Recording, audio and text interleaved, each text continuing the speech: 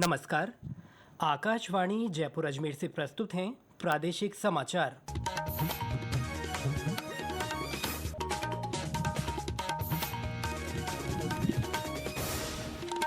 मुख्य समाचार। मुख्यमंत्री भजनलाल शर्मा ने कहा, जयपुर वासियों के लिए सुगम और अत्याधुनिक परिवहन तंत्र किया जाएगा विकसित। प्रदेश भर में भगवान महावीर की जयंती आज श्रद्धा और उल्लास के साथ मनाई जा रही है। राज्य में गर्मी को देखते हुए आपदा प्रबंधन मंत्री डॉक्टर किरोड़ी लाल मीणा ने विभागीय अधिकारियों को दिए आवश्यक दिशा निर्देश। और करौली, बाड़मेर, जालौर सहित कुछ जिलों में धूल भरी आंधी और बूंदाबांदी होने से तेज गर्मी से मिली राहत।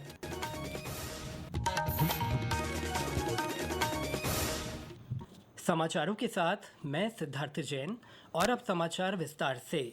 मुख्यमंत्री भजनलाल शर्मा ने कहा है कि राज्य सरकार की मंशा है कि जयपुर में सुगम और अत्याधुनिक परिवहन तंत्र विकसित किया जाए, जिससे जयपुर स्मार्ट सिटी की दिशा में देश भर में मॉडल शहर बन सके। श्री शर्मा आज मुख्यमंत्री निवास पर जयपुर मेट्रो फेज द्वितीय के लिए तैयार की जा रही परियोजना रिपोर्ट को लेकर आयोजित बैठक को संबोधित कर रहे थे। उन्होंने कहा, डीपीआर में प्रस्तावित सीतापुरा से अम्बाबाड़ी तथा विद्याधर नगर तक भविष्य की आवश्यकता तक आमजन की सुगमता को देखते हुए मेट्रो स्टेशन बनाए जाएं।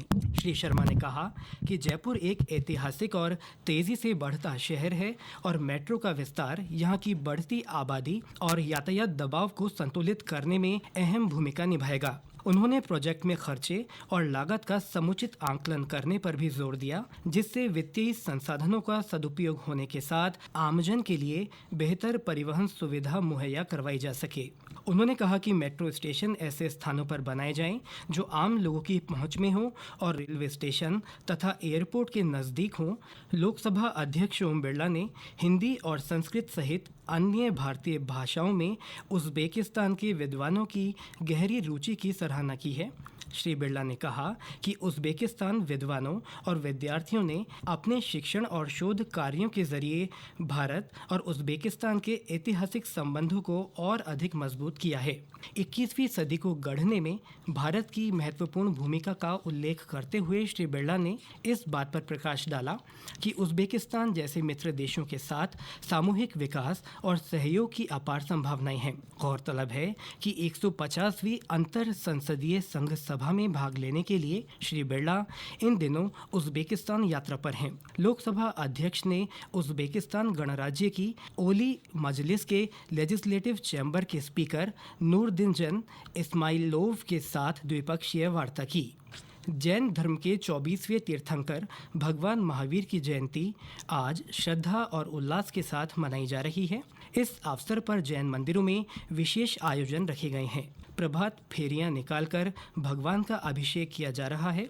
करौली जिले के श्री महावीर जी में मेला परवान पर है। वार्षिक मेले में देश भर से श्रद्धालु पहुंच रहे हैं। इस अवसर पर जैसलमेर में भव्य शोभा यात्रा निकाली गई। इधर जोधपुर में निकाली गई शोभा यात्रा में इको फ्रेंडली झांकियां आकर्षण का केंद्र रही। दौसा के आदिनाथ जैन मंदिर से निकली शोभा यात्रा का जगह जगह पुष्प वर्षा कर स्वागत किया गया।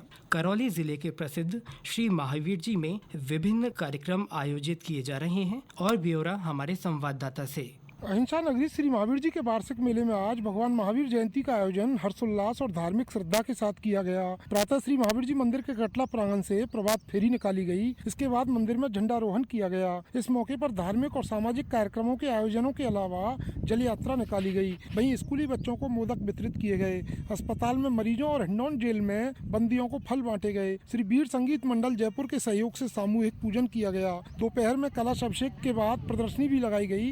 वहीं कार्यक्रम के दौरान दिव्यांग जनों को ट्राईसाइकिल और विधवा महिलाओं को सिलाई मशीनें वितरित की गईं। बाकी बिहारी शर्मा, आकाशवाणी समाचार, करौली। चित्तौड़गढ़ में भी महावीर जयंती पर शोभा यात्रा निकाली गई। इस अवसर पर सांसद सीपी जोशी और कई जनप्रतिनिधि मौजूद रहे। त्रिशला नंदन वीर की जय बोलो महावीर की जैसे गगनभेदी नारों से आज चित्तौड़गढ़ गुंजायमान हो उठा। मौका था महावीर जयंती का। महावीर जयंती पर सकल जैन समाज द्वारा भव्य शोभा यात्रा निकाली गई। यह शोभा यात्रा खातल महल से प्रारंभ हुई, जो शहर के विभिन्न मार्गों से होते हुए विद्यासागर मांगलिक धाम पहुंची, जहां शोभा यात्रा धर्म सभा में परिवर्तित हो गई। शोभा यात्रा में महिलाएं मंगल गीत गाती हुई चल रही थी, वहीं पुरुष अहिंसा और संयम के नारे लगाते हुए चल रहे थे। शोभा यात्रा का जगह जगह सर्व समाज ने पुष्प वर्षा कर स्वागत किया। धर्म सभा में सहकारिता मंत्री गौतम दत्त, सांसद सीपी जोशी ने भी शिरकत की। अजय सिंह, आकाशवाणी समाचार, चित्तौड़गढ़। झुंझुनू में भी महावीर जयंती के अवसर पर जैन मंदिरों में विशेष आयोजन हुए और प्रभात फेरी निकाली गई। पाली में सुबह भगवान महावीर के अभिषेक के बाद शहर के मुख्य मार्गों से शोभा यात्रा निकाली गई। अजमेर में केसरगंज से निकली शोभा यात्रा में स्वर्ण रथ सहित 13 रथ और 40 झांकियां आकर्षण का केंद्र रही। पहली बार 41 साधु साध्वियों का संघ आचार्य वसुनंदी महाराज के सानिध्य में शोभा यात्रा में शामिल हुआ। झालावाड़, सलूम्बर, बाड़मेर, नागौर, सिरोही और बारा में भी शोभा यात्रा निकाली गई। केंद्र सरकार ने प्रधानमंत्री पोषण शक्ति निर्माण पीएम पोषण योजना के तहत सामग्री लागत में 9.50% की वृद्धि की है। यह योजना केंद्र प्रायोजित है। उल्लेखनीय है कि इस योजना में सरकारी और सहायता प्राप्त स्कूलों में बाल वाटिका तथा पहली से 8वीं तक पढ़ने वाले 11 करोड़ से अधिक विद्यार्थियों को गर्म पका हुआ भोजन परोसा जाता है। केंद्रीय शिक्षा मंत्रालय ने कहा है कि नई दरें 1 मई से सभी राज्यों और केंद्र शासित प्रदेशों में लागू होंगी। ये समाचार आकाशवाणी जयपुर अजमेर से प्रसारित किए जा रहे हैं।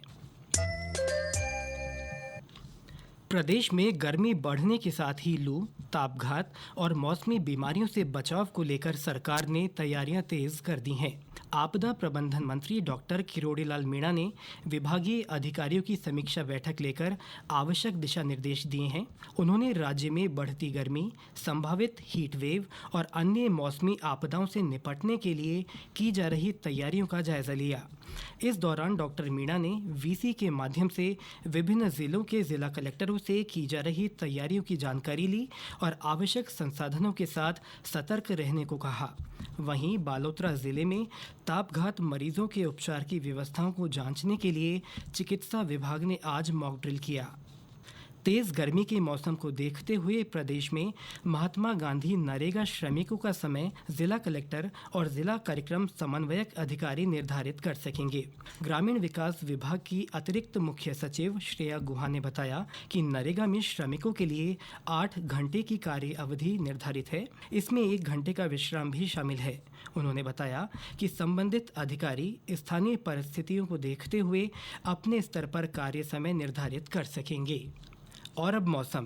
प्रदेश भर में तेज गर्मी के असर के बीच आज बाड़मेर, करौली और जालौर सहित कुछ जिलों में धूल भरी आंधी चलने और बूंदाबांदी होने से तेज गर्मी से कुछ राहत मिली है। आज जयपुर सहित कई जिलों में गर्मी के तेवर तीखे रहे। इस बीच मौसम विभाग ने आगामी 2-3 दिनों में मेघ गर्जन, आंधी बारिश की संभावना जताई है। विभाग ने बीकानेर, जयपुर और भरतपुर संभाग में दोपहर बाद आंधी और हल्की बारिश की संभावना जताई है। मौसम केंद्र जयपुर के निदेशक राधेश्याम शर्मा ने बताया कि पश्चिमी विक्षोभ के असर से कई जगहों पर आज तेज आंधी चलने और बारिश होने की संभावना है। इस सिस्टम का असर सबसे ज्यादा कल देखने को मिल सकता है। विभाग के अनुसार 13 अप्रैल से अधिकांश भागों में मौसम शुष्क रहने का पूर्वानुमान है और तापमान में 2 से 3 डिग्री बढ़ोतरी होने की संभावना है। झालावाड़ जिले के खंडिया में आज राज्य के पहले पिंक शहरी स्वास्थ्य केंद्र की शुरुआत हुई।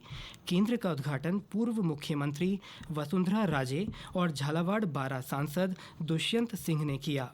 और ब्यौरा हमारे संवाददाता से। राज्य की पहली पिंक पीएचसी का झालावाड़ जिला मुख्यालय पर आज पूर्व मुख्यमंत्री द्वारा अवलोकन किया गया।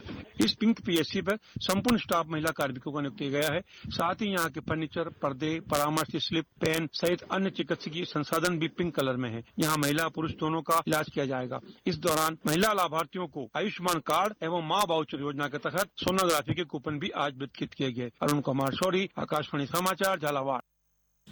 कोटपुतली बहरोड जिले के पावटा में समर्थन मूल्य पर सरसों और चना खरीद केंद्र की शुरुआत हुई। केंद्र का उद्घाटन पूर्व सांसद रामचरण बोहरा और विधायक कुलदीप धनखड़ ने किया। खरीद केंद्र प्रभारी रोहित यादव ने बताया कि पावटा क्रय विक्रय सहकारी समिति लिमिटेड की ओर से समर्थन मूल्य पर खरीद केंद्र स्थापित किया गया है। यहां किसान सरसों और चने की फसल की समर्थन मूल्य पर बिक्री कर सकते हैं। इसके लिए किसानों को अपना जन आधार कार्ड, गिरदावरी और बैंक पासबुक सहित आवश्यक दस्तावेज लेकर आने होंगे। झुंझुनू जिले के घरडाना खुर्द स्थित पीएम श्री महात्मा गांधी विद्यालय का नामकरण अब शहीद कुलदीप सिंह के नाम से किया गया है। नामकरण और स्कूल प्रवेश द्वार का लोकार्पण समारोह आज आयोजित हुआ।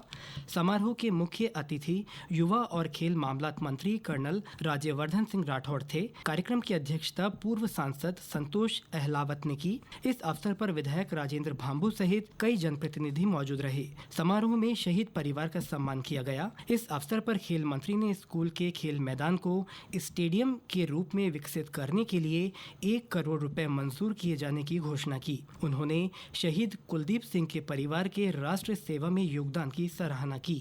पूरा का पूरा स्कूल का ही नामांकन वीर बलिदानी कुलदीप जी के नाम पर हो गया है। उसके साथ ये जो खेल का मैदान है वो शामिल है। जो वर्दी में होता है इंसान, चाहे पुलिस हो चाहे पैरामिलिट्री फोर्स हो, ये सब भारत को सुरक्षित रखते हैं। इनका हर दिन खतरे से भरा हुआ होता है, चाहे युद्ध काल हो चाहे शांति काल हो। ये हर तरह की रिस्क उठाकर चलते हैं ताकि हम सब एक आजाद भारत के अंदर, एक सुरक्षित भारत के अंदर सांस ले सकें। और जो देश अपने वीरों को हमेशा याद रखता है, उस देश को कभी कोई पराजित नहीं कर सकता।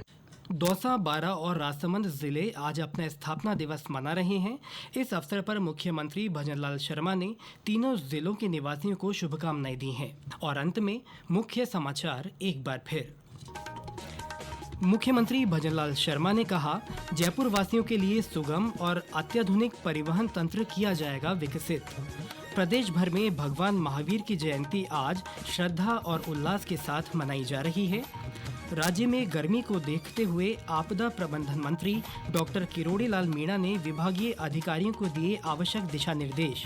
और करौली, बाड़मेर, जालौर सहित कुछ जिलों में धूल भरी आंधी और बूंदाबांदी होने से तेज गर्मी से मिली राहत।